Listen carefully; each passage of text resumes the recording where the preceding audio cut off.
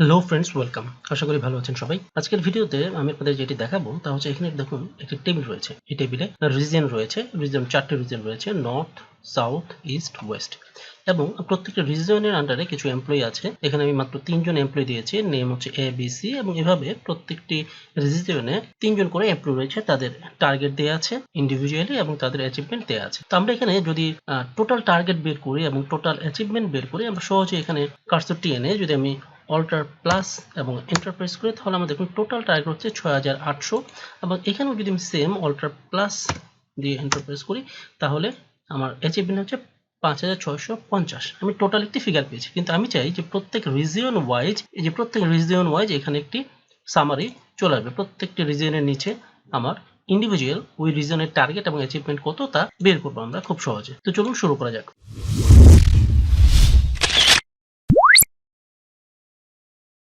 প্রথমত প্রত্যেকটা রিজিয়নের নিচে একটি করে রো ইনসার্ট করব।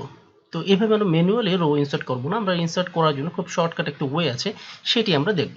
তো যেহেতু আমাদের এই রিজিয়ন ওয়াইজ রো ইনসার্ট করতে হবে, সেহেতু আমি রিজিয়নগুলো আমি এভাবে সিলেক্ট করে নিলাম। এবার আমরা কিবোর্ড থেকে প্রেস করব কন্ট্রোল জি। এখানে গো টু একটি ডায়লগ বক্স আসবে, এখান থেকে আমরা স্পেশালে ক্লিক করব।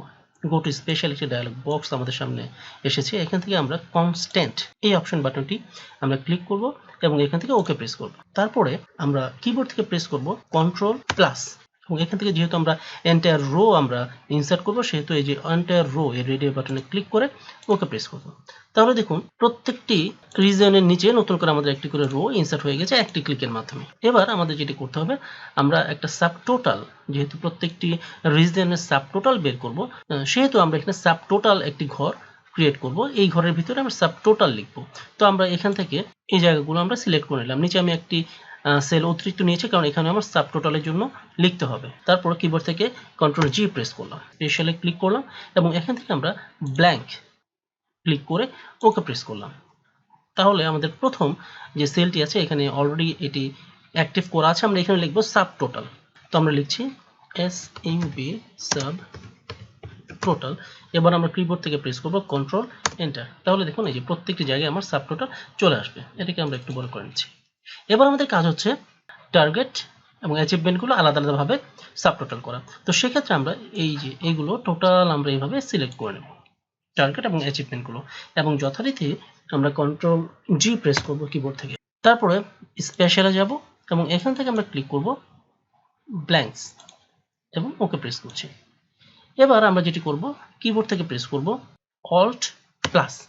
তাহলে দেখুন এই যে এখানে প্রত্যেকটি রিজনের নিচে যে সাবটোটাল লিখেছিলাম, এই সাবটোটালের পাশে দেখুন টার্গেটের জন্য আলাদাভাবে আমার সাবটোটাল হয়েছে এবং অ্যাচিভমেন্টের জন্য আমরা আলাদাভাবে সাবটোটাল হয়েছে। এই যে দেখুন এখানে এভাবে হয়েছে, এটাকে আমরা অ্যালাইনমেন্ট ঠিক করে নিচ্ছি। এবার আমরা ইচ্ছে করলে আমরা এখানে কিন্তু ফরম্যাট চেঞ্জ করে নিতে পারি বা কালার চেঞ্জ করে দিতে পারি। আমি কালারগুলো এইভাবে দিয়ে দিচ্ছি, তাহলে দেখতে সুবিধা হবে।